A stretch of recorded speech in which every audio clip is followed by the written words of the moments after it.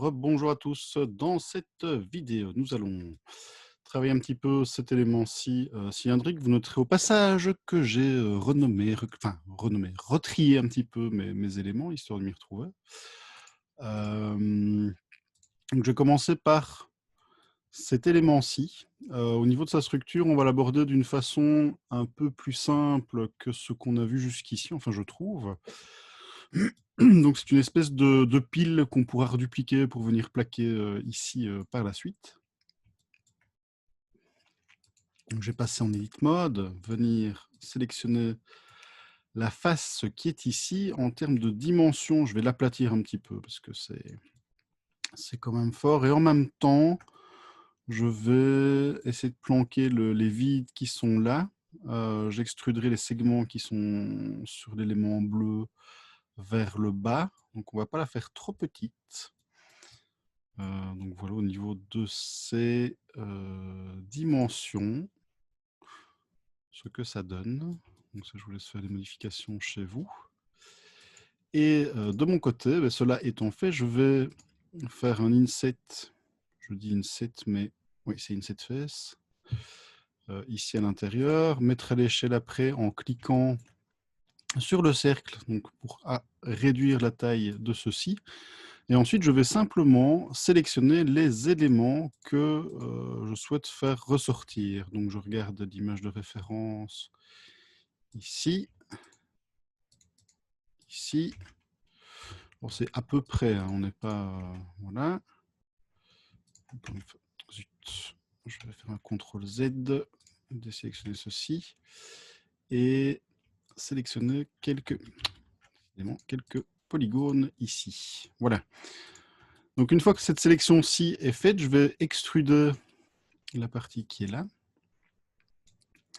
Et pour avoir quelque chose de plus fin par endroit, je vais sélectionner les points ici à l'extérieur. Alors si vous voulez un endroit garder quelque chose de plus carré, vous pouvez aussi. Hop.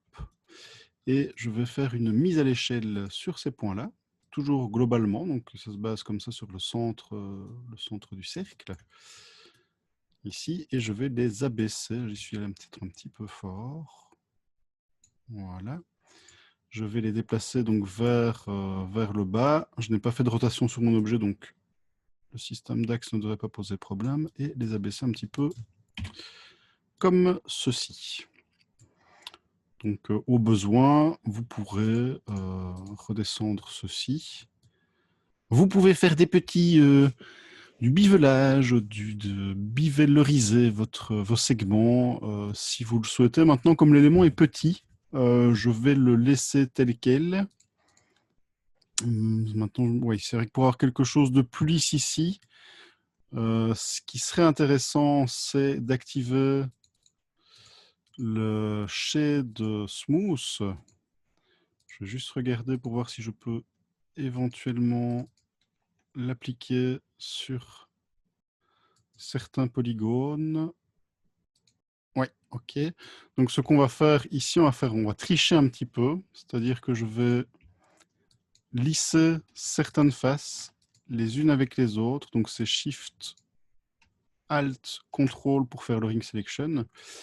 Et sur ces faces-là, donc CTRL-clic pour transférer la sélection au polygone, je vais demander au logiciel de les lisser entre elles. Donc clic droit, Shade Smooth, pas sur celle-là évidemment, Shade Flat, voilà, et pareil sur ces éléments-ci.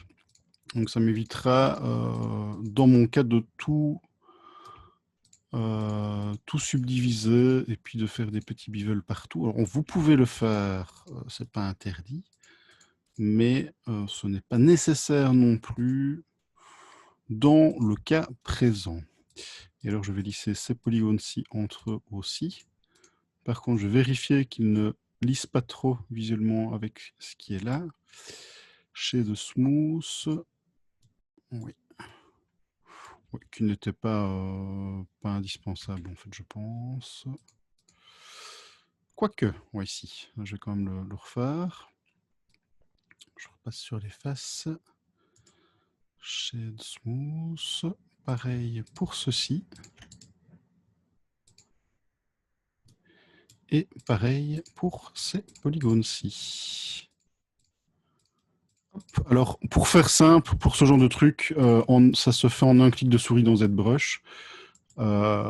Sachez que c'est une possibilité aussi. Mais voilà. Il a tendance quand même à relisser ici avec le bord de l'objet, donc c'est pas très esthétique. Je vais revenir en arrière, ne lissez pas ces faces-là.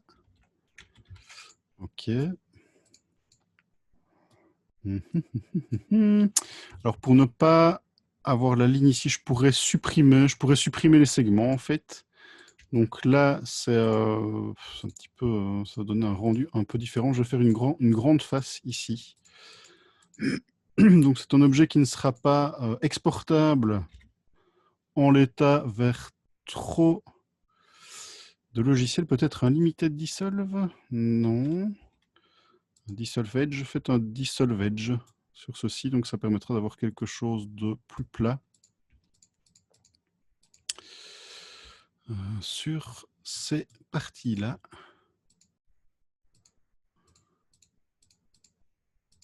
De plus lisse. Et ça ne devrait normalement, avec certains moteurs de rendu, ça pourrait poser problème. C'est que ça me fait une cassure ici, donc c'est pas top non plus. Ça donne quoi? Alors, n'oubliez pas qu'au final, on n'aura pas le nœud sur l'objet, donc je vais prendre un peu de recul. Ouais. Ouais, c'est pas terrible. Hein. Bon, on va biseauter, c'est pas grave. Donc, je vais activer le Shade Smooth global en mode objet. Je vais le refaire sur toutes mes faces parce que j'ai l'impression qu'il ne l'a pas pris. Shade Smooth. Donc, j'aurais essayé par rapport à ceci. Et donc, on va maintenant sélectionner toutes les arêtes que l'on souhaite marquer plus fortement au niveau de l'objet et tout biseauter. Donc là ici, c'est pour avoir un angle plus dur. Ici aussi. Je vais isoler l'objet pour que ce soit plus clair pour vous. Donc tout ce que je veux marquer comme arête, comme angle, je sélectionne. Je vais tout sélectionner d'un coup. N'oubliez pas la touche Alt pour gagner du temps dans vos clics. Là, tac, tac, tac. Il manque une ici. Et ceci, je vais biseauter aussi, sinon ça va trop se lisser. Ainsi que ceci. Là, a priori, ce ne sera pas nécessaire. Le dessous, on peut le faire aussi tant qu'à faire. Donc, je vais faire un bevel avec une itération A2 ici sur mes segments. Et 2, 3, 4, ok, ça a l'air bon. Et je vais mettre une subdivision de surface sur mon petit cylindre qui est ici dans les éléments mécaniques de la tempe. Donc, je vais ajouter ici une subdivision. Voilà, alors on a un artefact qui apparaît au centre de l'objet. J'ai des segments ici, les segments intermédiaires que je vais devoir rebiseauter. Mais sinon, globalement, vous voyez que ça ne se passe pas bien partout. Ça dépend des endroits. Là, j'ai oublié, j'ai l'impression j'ai oublié de faire ma sélection. Donc, je vais revenir en arrière. J'ai oublié 3 segments. Et je vais refaire mon bevel. Donc là, mieux vaut revenir en arrière, décidément, dans ces cas-là. J'en ai oublié quelques-uns. Cette fois-ci, ça m'a l'air bon. On va réessayer. fait un joli paquet de quadrangles ici, mais il le gère vraiment bien. Donc ça, c'est un réel plaisir. Je dois remettre ma subdivision. Hop. Voilà, donc là, ici, j'ai envie de dire, c'est bon par rapport à ça. Il me reste des choses à subdiviser, donc c'est-à-dire les segments ici. Je vais quitter l'outil Bevel.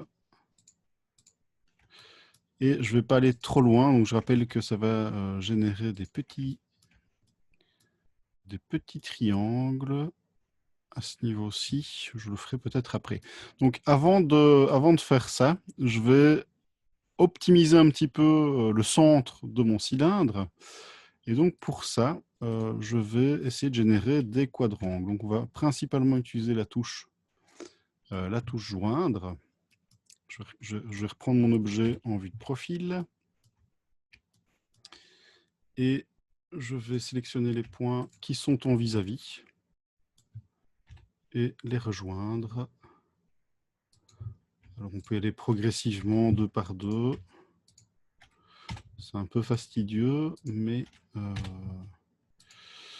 ce faisant, donc vous remarquerez que je génère un gros triangle au milieu. Je pourrais faire un point sur 2 pour éviter d'avoir des triangles. Comme ce triangle est sur une zone plate, cela ne devrait pas, je dis bien ne devrait pas, poser de problème au moment de la subdivision. Mais ça, on verra ça dans quelques instants. Surprise! Si ça pose des problèmes, ce que je devrais faire, c'est... oula. C'est...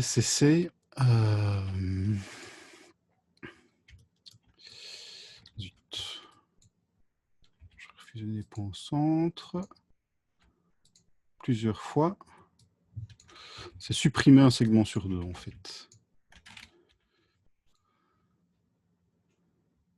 Là, j'ai l'impression que c'est bien parti pour que je doive le faire. Et donc, vous aussi. Ouais, le centre n'était pas bien centré. Donc, j'aurais pu faire cette opération-là avant de faire mes extrusions et mes découpes. Est-ce que je recommence? On va voir. Je vais peut-être recommencer. Je vais voir si j'arrive à m'en sortir avec ceci. Et donc, de votre côté, je pense que vous gagneriez du temps à le faire. Sinon, peut-être qu'il y a une autre façon de régler ce problème-ci plus simplement. Je vais prendre tout l'élément central qui est ici. Je vais, avec X, le supprimer. Hop, je delete toutes les faces. Ah, tiens, j'ai fait un trou dans mon objet. X faces. Je vais reprendre le bord intérieur. Je vais simplement le dupliquer. Vous allez voir. Hop. Là, il est sélectionné. On va faire une extrusion. Alors, l'extrusion, je vais la faire...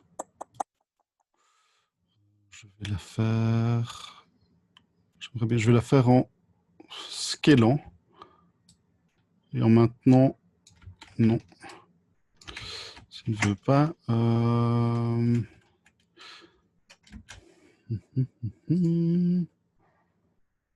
X, non.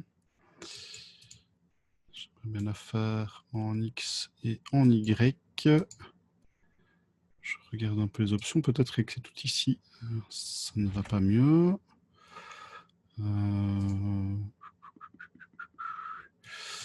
Je vais la faire, tant pis, sur l'axe Z, c'est pas grave. Ensuite, je réduis la forme une première fois. Je vais redéplacer ceci de profil. Voilà, raplatir un peu la forme. Et avec cette zone intermédiaire, ça devrait mieux se passer au niveau du lissage, en fait. Donc j'appuie sur F pour reboucher le trou. Et on va regarder ce que ça donne avec la subdivision. Voilà, le problème est réglé. Chouette. Donc, maintenant, je disais sur les petits segments intermédiaires, que se passe-t-il? Là, je suis sur cette petite sélection-là, du coup, il prend tout. Alt-Shift, pardon. Je vais venir sélectionner les angles. de mon objet que je souhaite marquer plus.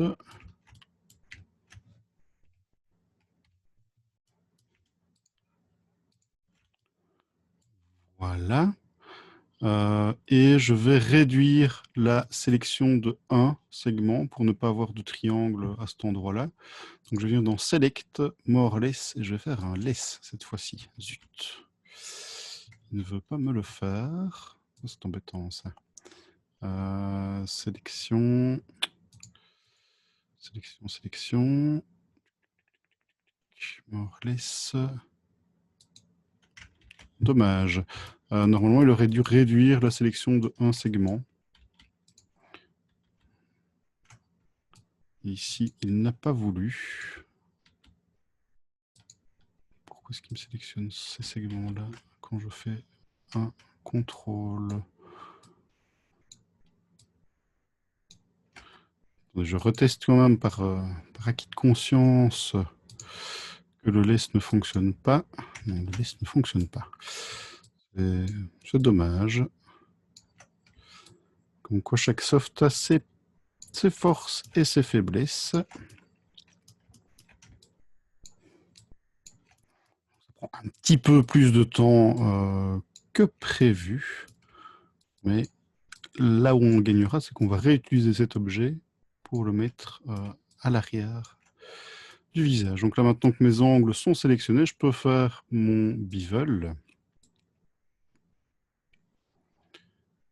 sur ces éléments-ci. Bah, enfin, j'ai oublié de sélectionner deux segments ici. Donc je veux bien faire le cadre de sélection, sinon il ajoute des choses à la sélection. C'est un peu particulier. Mais voilà, hop.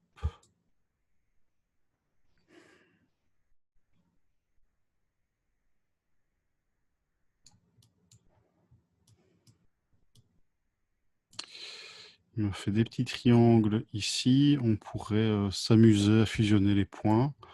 Maintenant, si ça passe avec la subdivision, je le laisserai tel quel. On va regarder en mode objet. Ah. Et oui, pas de chance. Donc ici, c'est le même problème que ce qu'on avait eu tout à l'heure. C'est-à-dire que comme j'ai des petits éléments avec des grands polygones à côté, fort allongés, il ne me fait pas bien la découpe. Donc je voudrais redécouper tout ceci en deux. Je pense que ça réglerait le problème. Alors, je ne peux pas forcer la découpe. Ok. Alors peut-être qu'en faisant un bevel avec 3 segments. Non, j'étais déjà à 2. C'est fâcheux, c'est fâcheux. Si je prends tous les segments, on va voir si ça ne réglerait pas le problème.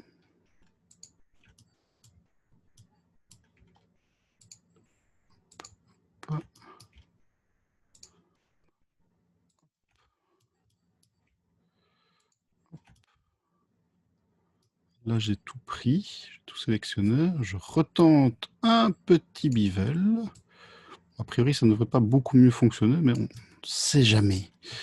On ne sait jamais. Donc, ah ben voilà.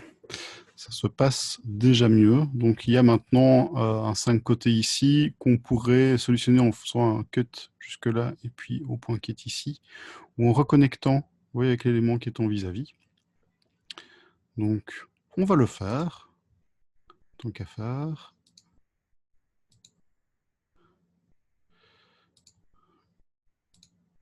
Hop. Voilà. Là, c'est pas nécessaire. On va laisser le polygone à 5 faces. Le lissage devrait être un peu plus propre du coup. Je passe en mode vertex pour bien cliquer sur mes points.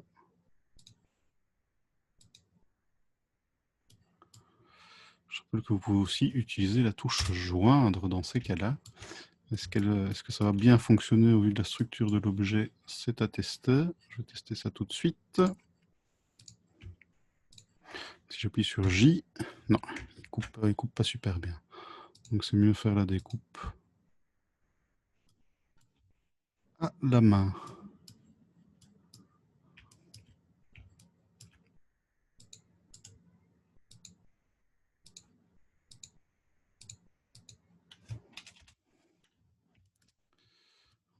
cliquer à côté du point. Fusionner au dernier. Voilà. Et pareil ici. Maintenant, ce que j'aurais pu aussi faire, c'est augmenter fortement la résolution du cylindre pour forcer le logiciel à me donner quelque chose de propre sans subdivision. Mais pas sûr que ça aurait si bien fonctionné que cela. J'ai connecté au point qui est opposé.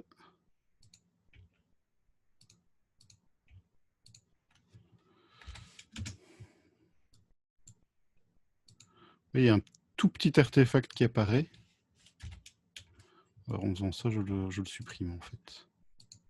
Il est léger, hein. On le voit, on le devine ici, on le sent un petit peu. Et quand on fait la reconnexion, hop, ça disparaît, a priori.